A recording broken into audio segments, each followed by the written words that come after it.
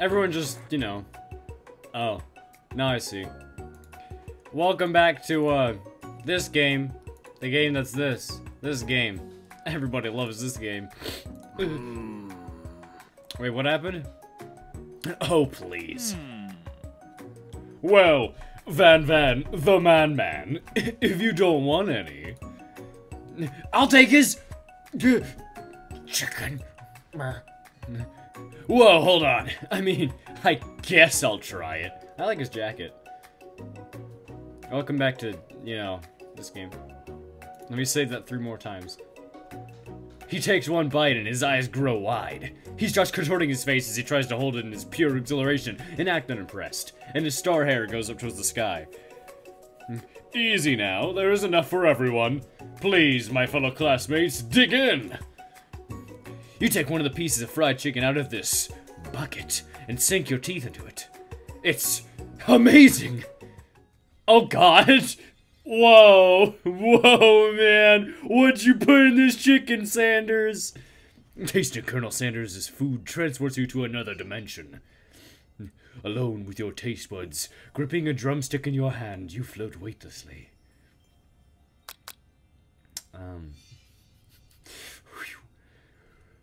Try and identify every flavor and die in the process. You let the food rest in your mouth and focus on it, scrutinizing every flavor. Salt? Maybe. Pepper? Too obvious? Oregano? Basil? Maybe, but there's something else. Something dark, something spicy. You dig deeper, deeper, deeper. Yes, even deeper still, until you find it. Could it be? He really did it! How bold! How adventurous! To use... You try to go even deeper into the sea of flavors, but this revelation alone is more than you can handle. You snap out of it and realize that this information was meant to be remain a secret, and yet, now you know. A mantle of responsibility now rests upon your shoulders. As you look around, you realize that everyone in the room is consumed by the lunch. No one noticed that you traveled through space and time. You ripped a hole in reality and stepped through by crunching into the delicious fried chicken. After tasting his food, you try to get some one-on-one time with Colonel Sanders. Maybe a little under the table, stealing of his chicken. You approach him. Colonel Smander. I have offended him. I'm sorry, my lord. Colonel Sanders smiles ever so softly as you approach. He stops what he's doing and allows you to break the silence. Colonel, I wondered if I could talk to you for a second. Anything for a fellow chef. I like his clock, watch, watch. It's a watch. What exactly was on that chicken? How bold to come out and ask. Oh, Jesus.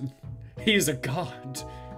It's an idea I had for a new combination of flavors that will make me my fortune and establish my legacy for all time as I open a chain of highly successful fried chicken restaurants. No big deal. It's just you and me here talking. I can keep a secret. In fact, I've got some of my own that I'd be willing to trade. Like the nuclear bomb code that you could definitely use on your own. What's the rush? The semester is only getting started. We've got two more whole days to get to know each other. He's clearly not going to give it up easily, but doesn't want to be hurt. But it doesn't hurt to be persistent. You know what they say about secrets, Colonel? Shouldn't learning be fun? Aww.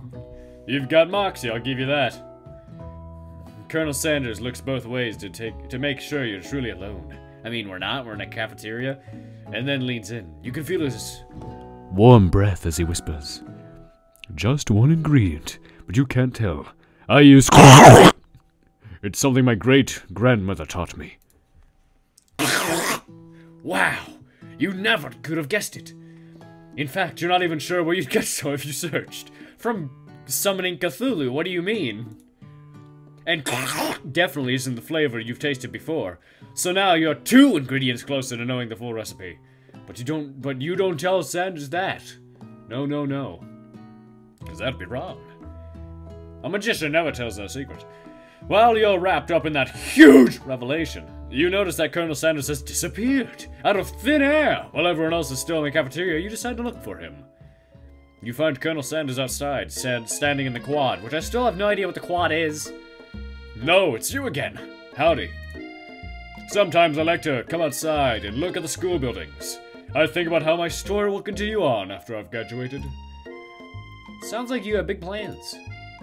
I dare say the biggest. I will leave my mark on this world. You can bet on that. Alone together for the first time. You figure now is the perfect moment to show your personality to him.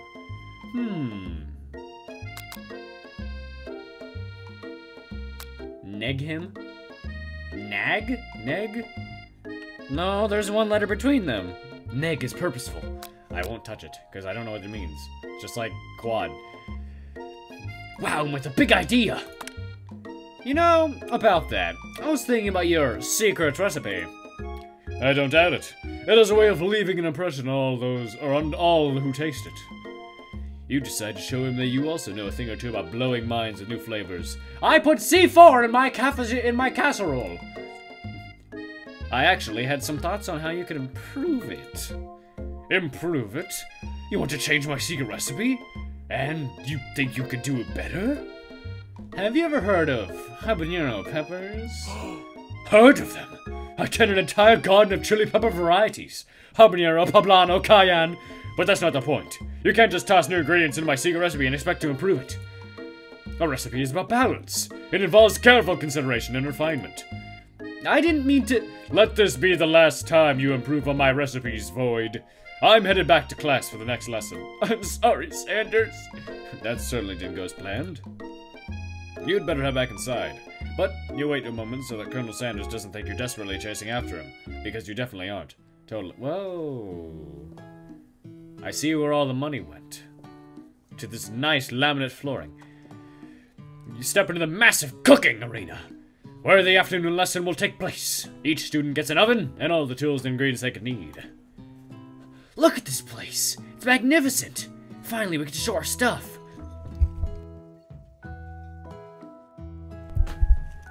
Wait a second.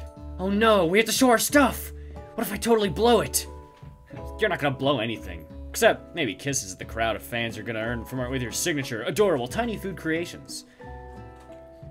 What was the voice I had for Sprinkles?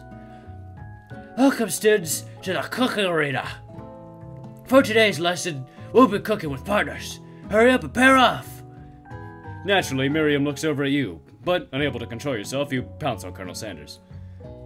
Hey, Colonel, would you like to tackle this lesson as a team? A team of two? That is, me and you, if that wasn't clear. Would you be my partner? Aw, man, I'm a horrible person. Sure, Void. I'll prepare our station. Without you as a partner, Miriam is left standing all alone. Two different students quickly take notice. Hello, new partner. Beep boop. Yes, robot. Oh my, two potential partners. I'm so sorry, gentlemen, but I don't know who to choose. It looks like you have to pick four. Friend duties can be a little awkward, but that's the price you have to pay for not being alone forever. Who do you want to ask to be Miriam's partner?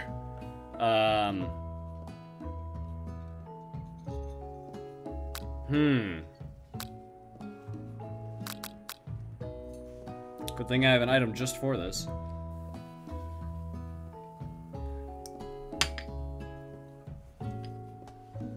Of course. First option. Sorry, Clank, but I think Miriam will be partnering with Pop today. Ha ha, stupid robot, you don't have privileges.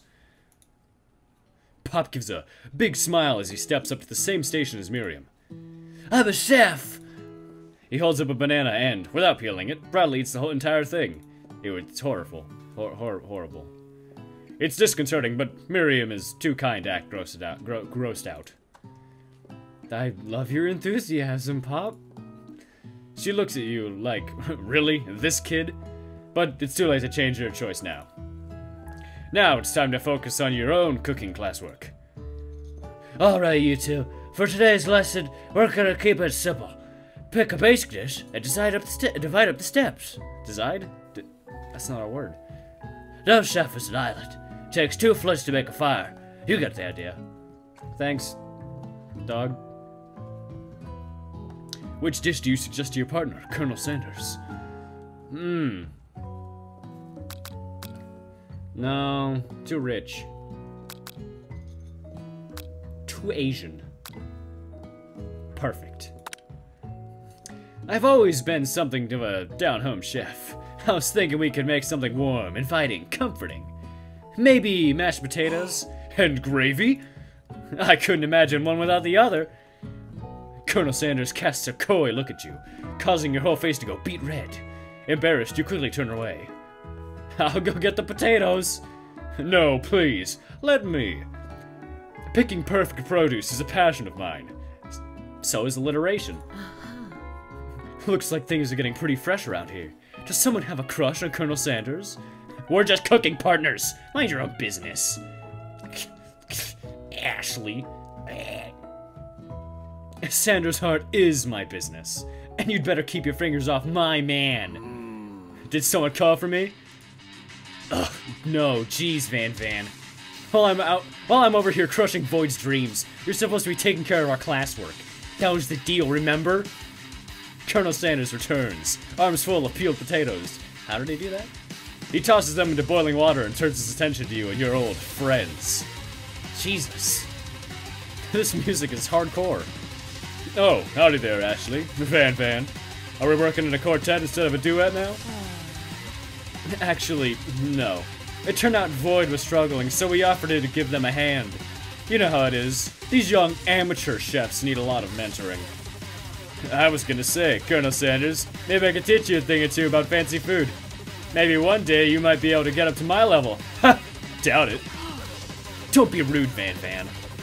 Personally, I have no doubts whatsoever about Colonel Sanders' ability to concoct creations worthy of admiration. After all, your fried chicken was quite spectacular. Why this music? But, Colonel, if you ask me, I might make a better partner for you than this thing that has positioned itself at your station.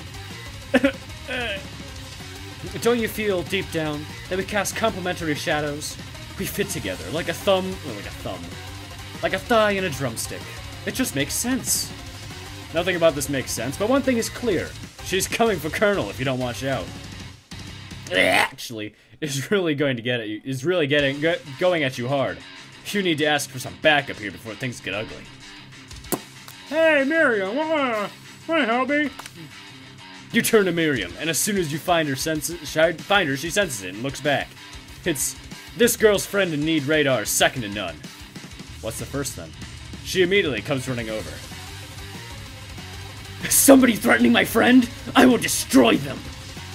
I actually think that Ashley and Van were just leaving? Leaving in the dust.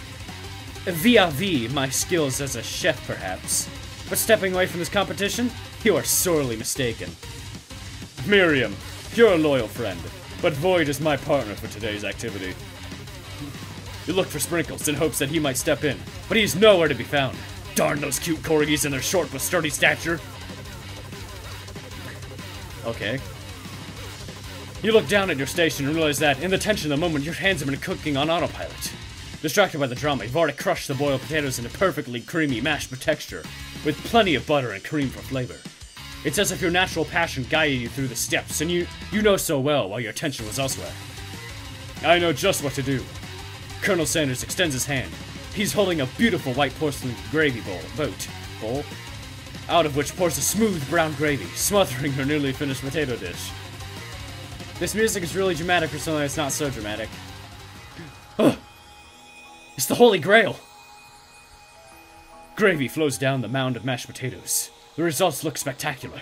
Granny would be very proud. Colonel Sanders holds a spork out to you. You reach out and grab hold of it, but he doesn't immediately let go. The two of you stand holding the same spork, and for that small moment, all of the madness and pressure in this crazy world stops. Your eyes lock. The moment is electric. Time stands still. If you love something, set it free. Together, you dig the utensil into the mashed potatoes and lift a heaping sporkful up. When you see Ashley with a sinister look, you know she's plotting against you to be with Colonel Sanders. And then, filled with rage and without thinking, you fling the spoonful of mashed potatoes right at Ashley's stupid, beautiful face. Van, do something, do something! Scooping up a fingerful, Van tastes the dripping mashed potatoes and gravy and realizes that it's delicious. Horrified by this revelation, he slinks away. Will he ever be able to cook something with so much love and integrity? Hold on right there, Void. We do not waste food in the broom cooking arena. Colonel Sanders, I expect better from you. If you throw one more spoonful, you'd both better be prepared to eat it from wherever it lands. Cries, potatoes face. He's gonna use a stand! Van rushes back over, a covered dish in his hand. Oh, Jesus. I don't think that's legal, but alright. Mashed potatoes with gravy? Pathetic. In just a few minutes, I've prepared a full meal. Gaze upon my specialty. Braised tentacle of octopus in my silky saltwater sauce. Alliterations. Plated upon a battle axe blade forged from my supreme chef ancestors. Jeez. You've ignored me for too long. That ends now. It is I who will have the first bite, and you will all look on with envy. What's he gonna eat with? His pale fingers? The interrupting student rushes at Van and swipes a bite of his signature dish right off the plate. It's an axe? No, don't! Something about this dish doesn't quite strike my nose quite right. I think the octopus was rushed and may have turned in the process. The results could be toxic. Too late. It has been eaten. And he dies. The end. I think I left something in the oven. Oh, it don't feel so good. It killed him. How was I right? Everyone sit back. Don't take another bite. When you look at the plate, the rest of it is gone. You notice the tip of the tentacle being slurped up in Pop's mouth. Pop winces in pain for just a moment, then is almost immediately back to his oblivious self. Oopsie. Tastes like poison. Okay. Thanks, Pop. I couldn't tell by the dead man in the sheet. The entire class is gathered to watch Pop's final moments. Shock has frozen the whole crowd. They are as motionless as statues, except for me. The class bell rings, disrupting the moment, and snapping everyone back to reality. It would appear that Pop's enthusiasm for trying new things, despite obvious danger, has inoculated him against poisons of all kinds. Eh? I'm not sure the professors here make enough money. Hello? I just turned into a ghost over here. Seeing that you're shaken up by that really annoyed student and all of his nonsense, Colonel Sanders approaches you. I'm really sorry you had to go through that. Please, let me walk you home.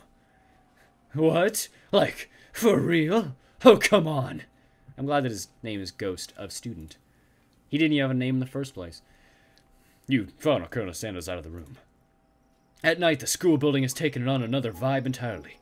It's dark and more than a little spooky. With all these nice lights, probably by fountains, Colonel Sanders stands in the quad's neon glow and speaks softly. Not describing at all what a quad is, considering I'm too lazy to look it up. Those mashed potatoes you made in class today. Before you're gone, I want you to know, they're not a great representation of my skills. I didn't even realize I was making them. I was on autopilot, because I'm dead inside. They were amazing. Tasting them, it reminded me why I became so passionate about food to begin with. Colonel Sanders is getting choked up. Cooking is obviously important to him in a way that you find inspiring. Now might be the perfect time to tell him that you're developing feelings for him. Colonel Sanders? Yes, Void? There's something I need to tell you. Ah! Hold it right there. There's something I need to tell you first. Oh, jeez. You see, when I was just a boy, I had a dream that one day I would be the greatest chef the world has ever seen. And every day since, I have been working toward that dream. Day and night. Never stopping, never resting, combing my hair a lot. Also, lifting a lot of weights. Like, so many weights. We should follow our dreams with all of our hearts, that our souls may grant them like wishes floating on a shooting star. Hey, no, you, shut up! I'm the one here who has to say inspirational stuff to be the star of the story. Story? Are we forgetting that your cooking literally killed a guy? You can't prove that! I also saw you kill that guy. What was his name? Somewhere in the distance you hear a long, sad sigh. It's a ghost. A spooky ghost. Forget him. We're talking about me. Me. I'm the hero. Ah! The Spork Master is here to fight a hero. I think I left the fridge door open. Later, nerds. We will not let harm come to another student. Except for that ghost kid. I kinda dropped the ball on that. Be afraid. Be very afraid. Of me. Because I'm a monster. See? I'm made of sporks. Is he rhyming on purpose? There's just out of coincidence. Am I speaking real words? But before you can discuss syntax any further, here's a turn-based fight sequence. What will you do? Huh? I wasn't prepared for this. I don't have my big boy pants on. You decide to go on the attack. Which attack will you use? Cook with love. Cook with love does 1 damage. Okay. It just got real. That attack really upset the Spork Monster. Spork Monster goes on the attack. They spit hot gravy at you. And my arm melts off, but I only take 1 damage, because I'm that cool. Defend. You decide to defend. Which defense will you use? Trepidation. Huh? You continue to stay back and endure whatever comes your way.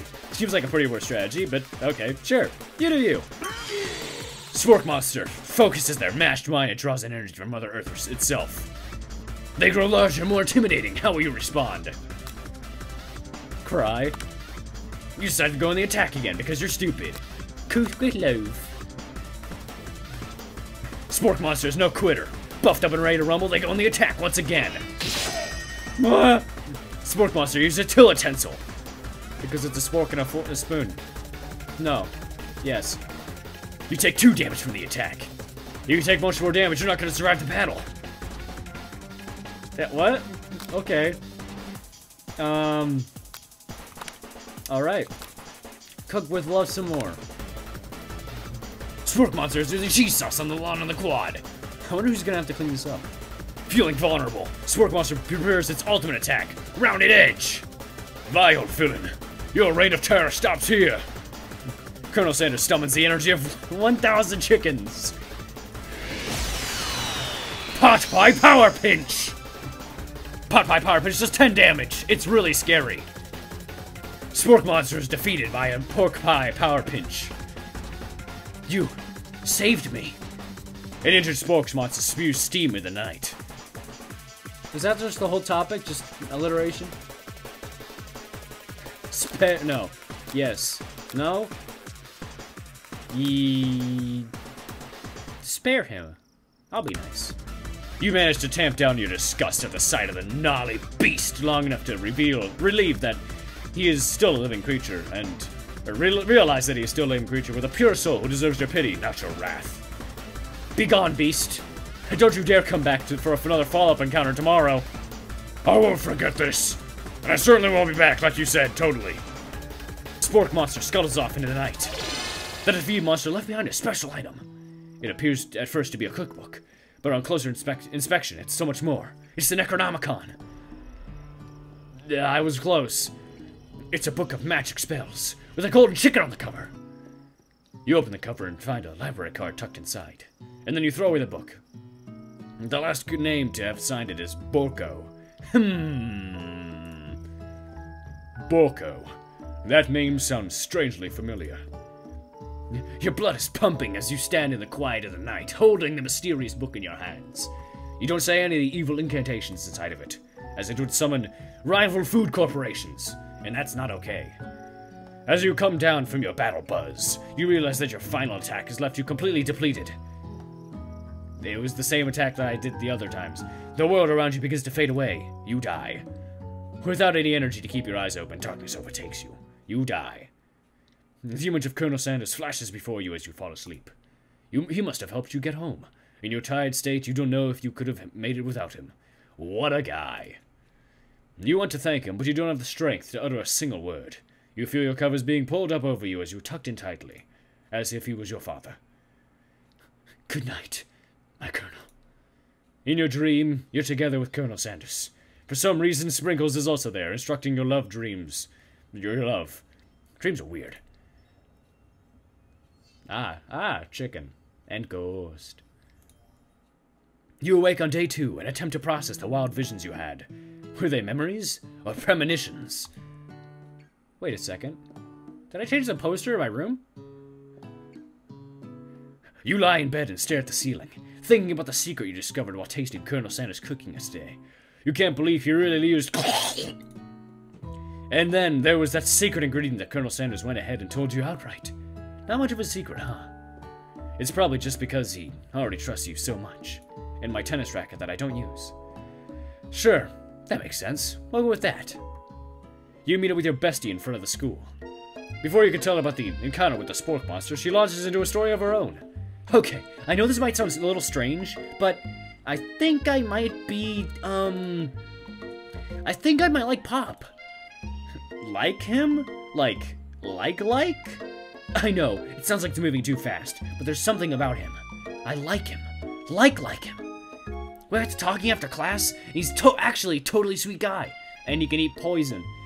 Not only that, but he's really smart. Doubt. He told me all kinds of stories about Colonel Sanders. Did you know that Colonel Sanders enlisted in the army when he was only 3? Not only that, but he founded a special unit of super soldiers who all wear the same hats just because he put a hat on one time and thought it looked super cool. But Colonel Sanders doesn't even wear a hat. He wears a ribbon tie. Either way, maybe it'd be best if you took it slow with this new boy, like I am with Colonel Sanders? 'Cause he's pretty dank? You and Colonel Sanders? The coolest guy in school? The most favorite student to ever attend University of Cooking School Academy for Learning? You're a thing now? We definitely connected yesterday. Sure you did. You're great. Why wouldn't he be into you, I guess? Laughing at the implication that you and Colonel Sanders might be a thing is definitely not cool. You are great. You have an idea about how to prove that your love is real. Well, if he's not into me, why did he tell me about one of his secret ingredients? However, you don't tell her that you know his second ingredient, too, which you discovered on your own, in your own drug-induced dream state. Your bestie's eyes light up. A secret ingredient? Words that I don't understand. Yeah, I just said that. A secret ingredient. Is there a dramatic echo in here? Miriam checks to make sure you're alone before continuing. Ellipses. A lot of ellipses. So, this summer, while I was on vacation with my family, a lovely man approached me in the botanical garden where I was wandering. Why were you wandering in there? This can't be good. He told me about his passion for spices. Secret spices. The man even gave me some, to show me what he meant. He said it was powder created from super duper rare dried flower petals, and that if I did him a big favor, I could have some of my own. Please, Miriam, don't tell me. So I filled my suitcase with them and brought them home. He was so nice, he even met me at the gate when I arrived. Was this marijuana? Later, when I cooked with them, a very strange feeling came over me, and the flavor was unlike anything I've ever tasted. I think you're being very liberal with the meaning of spices here. Whatever. Anyhow, we both share an interest in cooking, so we've stayed in touch. You know, like pen pals. I bet he would love to know more about new spices. Well, I'm definitely not supposed to share Colonel Sanders' secret recipe. And besides, I only know the one ingredient, so I doubt it'd be much use to anyone. Except I don't, but I'm just not telling anyone. Please, please, please! It would mean the world to me. No one has to know it came from you or from Colonel Sanders. What do you think? Should you protect Colonel Sanders' secret, or share it with your bestie? I'm gonna make up a fake ingredient. Ooga Booga sauce. You quickly think of a fake ingredient name. I don't know, how about... It was... Eye of Newt. I know, sounds like some kind of witch's potion, but what can you do? Eye of Newt, wow! Someone's gonna cook with some Eye of Newt and die. Her eyes light up imagining such a thing, and you figure that you've satisfied her curiosity and she'll move on. However, she immediately turns around and does some thumb typing on her phone that you can't quite see. That's probably not good. Before you can ask her to confirm that she was definitely not texting secrets to other people, you're interrupted. A wind rushes in. Cherry blossom petals fill the air. It's Colonel Sanders. He's arriving at school on a horse. stand back and admire his majestic glory on that blonde horse. Colonel Sanders' horse is truly a thing of beauty. It's a horse. Without ever acknowledging that he's being watched, he does a short horse dance before dismounting with a flourish. He even has a rapier. And then he stabs someone, and it's murder. He then slaps the beautiful creature gently on its rear, sending it running free into the countryside. Oh, what a great man. You are so struck by the sight of him that you lose the ability to speak coherently. Oh, I didn't realize anyone was watching. Don't worry, he knows his way home. You attempt to compliment Colonel Sanders, but the words don't come out exactly right.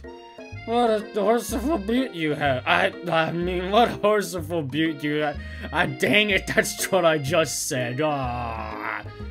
Being a good friend, Miriam has a chance to cover for you. Oh, Foley just gets really nervous around people they like. What? This is not helping. I mean, they got food poisoning and they were up all night. It was gruesome. You should have seen it. She gives you a wink and a smile, as if to say, situation handled. Can't blame a girl for trying. And with that, Colonel Sanders disappears into the school, leaving you and Miriam to follow. When you enter the classroom, you can see your two rivals, Ashley and Van Van, are doing something bad. Vandalizing. Horrible. By the way they're hiding, you know it must be something really bad. Like counterfeiting recipes bad. Experimenting with restricted ingredients bad. Summoning a demon bad? That's charming. You try and get a peek over Van Van's hulking shoulder, and then a mysterious force punches you. But he sees you coming. Whoa there, little one. I'm not sure you're ready to handle this. Why don't you make like a bee and mind your own wax, honey? What? Huh? Tell them to stop acting immature, because that wasn't even an insult. You immediately dress the rivals down for their immature behavior. Culinary school is to be respected. This kind of nonsense is a waste of everyone's time. Now you've upset them, and now you're gonna die. Oh, and you're the emperor of cooking, are you? You make the rules? I'm not sure you'd know a good meal if it ate you. Okay. Being the best chef in the world takes more than just culinary skills. It takes creativity. It takes panache. And it doesn't hurt to use a little evil, like sacrificing a virgin. You finally get a look at what it was they were hiding, and you instantly recognize it. Hey, it's the Necronomicon! It's a book, just like the one you found after your encounter with the spork monster. That's the same book I found last night in the quad, so I did throw it away after I took out the library card. Ashley immediately elbows Van Van, who hides the book behind his back. I don't know what you're talking about. That book is a family heirloom, and its contents are secret. You notice that they haven't just been studying the book. They've got Pop pinned to the wall, and they're tossing potato skins at him as he tries to catch them in his mouth. We're playing. That's what Pop does. Before you can dig any further, you're interrupted by the arrival of more students. It's almost time for class, and he still has an apple juice box or something. Beep beep. Thanks, Clank. Clank must be running late. He's in such a hurry that he rolls right over Van Van's meaty foot. Hey, watch it, you bucket of bolts. You watch how you talk to him. He didn't even do anything. He's walking. Who do you think you're talking to? I've never heard such language, not even from a stand mixer. I'm not bilingual. Wop wop. No, your mother was a stand mixer. Angry robot noises. Van Van jumps to attack Clank, but Clank shocks Van Van, sending him flying across the room. Is everyone a stand user? Protect me, Colonel Sanders. These crazed men are about to come to blows. I think it must be over me, but I'm not interested in either of them. Ashley's... That's what I should do. Ashley's tone has completely changed in an instant. She bats her eyelashes at Colonel Sanders. Surely he must know this is a ruse, right? Gentlemen, get a hold of yourselves. Save it for the arena at least. Or don't. Honestly, what do I care? I've got lofty career aspirations to focus on. Maybe I can help you with your business plan. Just then, Sprinkles arrives to signal the true start of the class day. He's panting, which doesn't seem to be that abnormal. He's a professor, but he's also a dog. Students, please take your seats. I apologize for my late arrival. I spent the morning chasing a car all around town, and my tiny legs are very, very tired. But I'm here now, and I hope you're ready to learn. You try to give Sprinkles a pat on the head, but he snarls at you. Sorry, I get a little worked up if people try and pet me before I've had my morning coffee. Let that be a lesson to you. After he catches his breath, Sprinkles regains control of the classroom with a gun. Without further ado, we'll review the global history of my favorite fowl, the chicken. You want to pay attention to the lesson. Truly, you do. Which is why in 1776, at the signing of the Declaration of Independence, it was a chicken who first signed their name. But you can't help but daydream about Colonel Sanders, and you miss most of the important parts. Especially the part about the independence chicken. When you come to, Sprinkles is holding a tray of food in front of you. Well, Void? Naturally, this appears to you to be a sample platter. Which item do you want to sample? I want the glass of water. I need hydration. You grab the glass of water and gulp it down. It's cool and crisp, like the purest snow melted by a mountain spring. Hey, that was mine. It's for my favorite toilet. You owe me $6. And you've got excellent taste. You think to yourself, geez, I should pay better attention. We all make mistakes. I'm sure I'll forgive you. Someday? I mean, he's a dog. Dogs forget. Come on, it's time for lunch. Before anyone can relax, the cafeteria lights dim. And a stage bounces, they come out. And your rivals enter to make a dramatic announcement. Today's lunch will be prepared via timed competitive cook-off with a butcher knife with a chain and a heart on it. The level of theatrics with these two is off the charts. Hey, bottle cap, let me just... Oh, what a shame. It landed on its side. It didn't. A bit of lunchtime competition, eh? Count me in. If I have to wipe the tables with you fools before I set my lunch down, then so be it. I'm not the fool, you're the fool! Good one, Van. I like your gumption, Void. I'll be watching your performance. So it's 2 against 1? That seems very fair. I'll just make myself some, nice egg. Just as things reach a boiling point, Sprinkles steps in. Surely he'll put a stop to this madness, even though I stepped in. Now, students. Please settle down. This is a lunchroom, not a sports egg court. Huh? Finally, a little sense. You breathe a sigh of relief. At least, not until we turn on the timer. Ah. Just then, a huge light blasts you in the face, flashing the words, "Timer ready." That's what I'm talking about. And I stand corrected. The hard way builds solidly a foundation of competence that cannot be swept away. And that's an original quote by me, in case anyone was wondering. I hope its message lifts you to victory. Like a diamond, I was formed under pressure, and now is my time to shine. I will defeat you myself. Dank music, fam. Ow, my toe. You had his chicken, and you made mashed potatoes and gravy on day 1, and you're feeling like you can really impress him again here. Let's make some curly fries. It's time to boil some water for the potatoes. Think fast. If the timer runs down, you'll be forced to pick randomly. It boils at 100 seconds at 100 degrees Fahrenheit. That's wrong! What are you thinking, Void? Get your head in the game. I mean, I don't know. Not time limit. I'm not good with times. You're going to need to season this chicken before you cook it. You don't know Colonel Sanders' recipe exactly, but you have an idea. How many herbs and spices? He said 11. That's right. You might not know all of his ingredients yet, but at least you're headed in the right direction.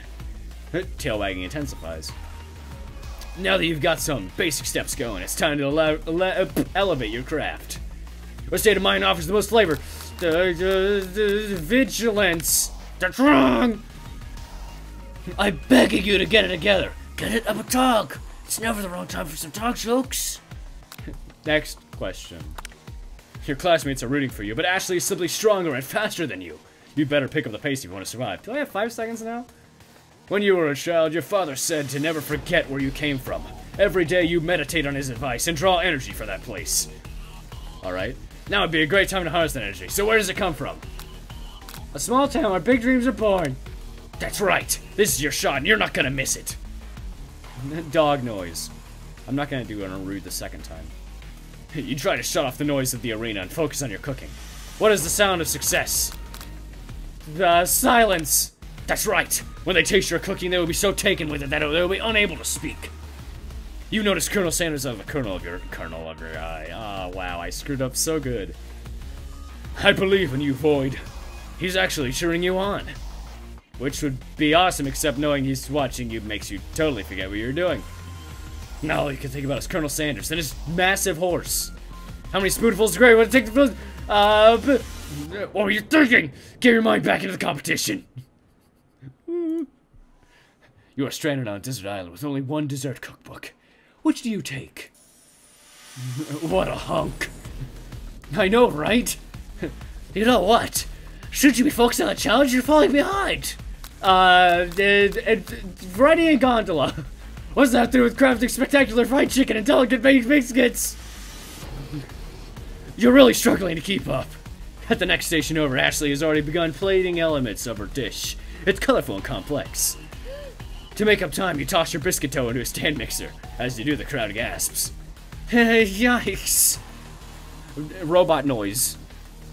I know you love nothing more than seeing a fellow appliance utilized in a kitchen battle, but sometimes that means sacrificing their personal touch. Computer noise. You might not have any hands, but Void does. And a good chef needs to be touching the dough to know it's properly mixed. There's an easy way and a hard way. You don't get far by going the easy way. When you hear everyone talking, you realize how serious your error was. You immediately shove your hand in the mixer to rescue the dough before it's overmixed. Void, no! But you're not fast enough and your hand gets stuck. That sounded like my fingers broke. It's immediately crushed by the quickly spinning beaters. There's no way you'll be able to use that hand for the rest of the match. Colonel Sanders shakes his head in shame. Curse you, Colonel Sanders. What you often find is that the easy way can turn out much, much more difficult.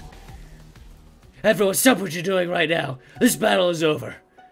It can't be. I was so close to finishing my dish before I broke my fingers. Sweetheart, look at your head. You simply can't go on. Oh, that's too bad. And here I am with a completed dish ready to serve. Surely that makes me the winner by default. No, it would be fair to compare the two on account of Void's injury by breaking his fingers because he's stupid and dumb. You see Springles begin to lick his doggy chops as he locks onto the dish. But I suppose you should at least tell us what you prepared. Well, because I'm the sweetest, I skipped straight to dessert. So you eat dessert for lunch? What a heathen. Under this white chocolate dome, you find a wide variety of delights. Variety? Did I just combine variety and array? I'm an idiot. Taking you on a journey of flavor that tastes good and tells a story of excellence. With chocolate on the side, because, of course. I was going to ask Void to do the honor, but since you're injured, I'm afraid that pouring this creamer on delicate hot chocolate sauce might be too difficult. Colonel Sanders, if you wouldn't mind lending me your strong, steady hand. Colonel Sanders pours the hot chocolate sauce on top of the dome, causing it to melt away, revealing the ingredients hidden within. It's a bunch of ravens. They fly out and peck your eyes out because you're stupid and dumb. And it also ruins the berries on top with the whatever that leaf is. Inside, you'll find a delicate fried cheese croquette atop a slice of honeycomb. Ew. Ice cream 2 ways, tender nougat, and pearls of blueberry jelly. Colonel Sanders seems intrigued, but perhaps not impressed as he dips his finger in the chocolate sauce. Simplicity isn't your strong suit, is it, Ashley? Oh, you. As he places a sauce-covered finger onto his lips, Ashley leans over and whispers something into his ear. A dab of sauce sticks to his mustache. Internalize the rage you feel, because I'm not confrontational. Your rage burns so intensely within your eyes that they burst into flames. It's almost as bad as ravens poking them out. The flames cause your eyebrows to catch fire and turn to ash, and they fall off of your face, which means people will have a hard time understanding your emotions the rest of the semester. Perhaps forever. Embarrassed and ashamed by your poor performance and broken hand, not to mention your crispy fried brow, you run for the quad to be alone. I still don't know what the quad is, but okay. The beautiful weather, it feels like an insult. Inside of you, a storm rages. It's Colonel Sanders. He's probably here to tell you that he and Ashley are in love and decided to get married. Quick to conclusions, I am. And he won't even ask you to cater his wedding because you're a terrible chef and an awful person, plus your fingers are broken and you have no eyebrows. You try to hide from him, but he approaches you directly. I know you're hurting right now. But just from the devastating, not just from the devastating loss, but from that run-in with the mixer and that small fire. We should get that checked out. My broken fingers or the fire? I'm fine. Can you just leave me alone? I'm a loser. I'm not fit to fill your fryer. I'll never be a master chef. And I have no eyebrows. Failure is a part of life. Not just for you, but for all of us. Do you think I've never failed at anything before? No, I don't. That's exactly what I think. Well, then think again. I wasn't always the man you see before you, enrolled in a culinary school, incredibly handsome, successful, motivated, wearing a nice apron. Well, handsome, sure, I was born that way. But I've walked other paths and arrived at dead ends. I was passionate about life, but I failed as an obstetrician? Whatever. I was passionate about justice, but I failed as a lawyer. I didn't know you were a lawyer? People see my delicate ribbon tie and my well-kept beard and assume that I've got it all together, which is true now, but it hasn't always been. Sounds like this guy could really use a hug. I resolved then that I was going to amount to something. No amount of hours, labor, or money would deter me from giving the best I had to give. As Colonel Sanders changes focus, you can see something ignite inside of him. A burning passion. One has to remember that every failure can be a stepping stone to something better. My new dream is pure. It's honest. It's something that a humble man in a crisp white suit can be proud of. I will create a new chain of chicken restaurants that will bring joy to the entire world and make up for my past misdeeds. Yay! Just as your moment grows intimate, you're interrupted by a threatening, shadowy presence. Battle-scarred from the night before, you prepare for the worst. Where did Pop come from? Why didn't they bring him up? It's the Spork Monster. Borko? It is I. I know I said I wouldn't be back, and after the whole fight to the death thing, maybe you don't really want to see me anymore, but I just wanted to say that I was wrong to attack you, and I apologize. I know what it's like having to look always over your shoulder. Most of problems, am I right? Oh, thanks, Borko. I'm glad there are no hard feelings. Getting jumped by a giant creature in the dark of night can really rile a person up. But I also want to apologize for the way that I switched right into attack mode. I know that you're strong, and cooking school can put a person under a lot of stress. I actually used to go to the school. I wasn't always a spork monster, you see. I used to be potatoes. I don't believe it. You were human once? Well, no, I was a golden retriever. But I was still a student. Until one day some maid kids with a magic spellbook cast a dark enchantment on me, and I was forever transformed. You know, like that dark spellbook that you definitely saw from with those people that you do not like that I definitely do not know of. A magic spellbook? Precisely. I had procured a copy for myself, but somewhere along the way I've lost it. If you find such a book, I beg of you, please respect it.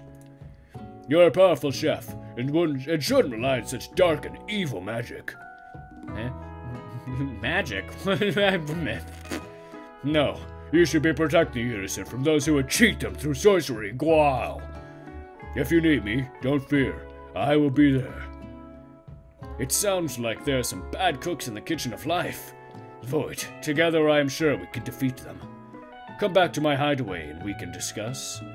A raid? A heist? Cooking? A personal invite. I can't imagine what Colonel Sanders' home must be like. Much less his Discord server. But it sounds like you're about to find out. Oh, he has a Is that a giant chicken statue? Or is that a giant chicken stuffed that's dead? Stepping inside of Sanders' home. Surrounded by his things, you start to feel a special bond with him and his grandmother's ashes. And you went to Egypt to fight Dio. It looks like you lived such an exciting life, Colonel Sanders. Every day can be an adventure if you approach it with the right attitude. Long ago, I made the decision to never stop searching, never stop working, never stop imagining. Have you been working on any new recipes of your own lately? I'm always excited to talk about food with another ambitious chef. Well, there is something. It's just a side dish that I've been thinking with, trying to find the right balance of flavors and textures.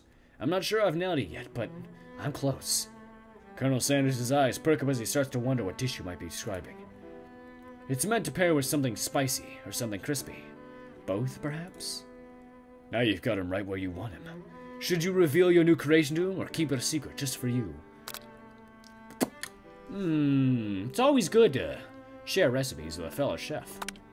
You decide that you're ready as you'll ever be to share your original cooking with Colonel Sanders. Before you can talk yourself out of it, you decide to dive in head first.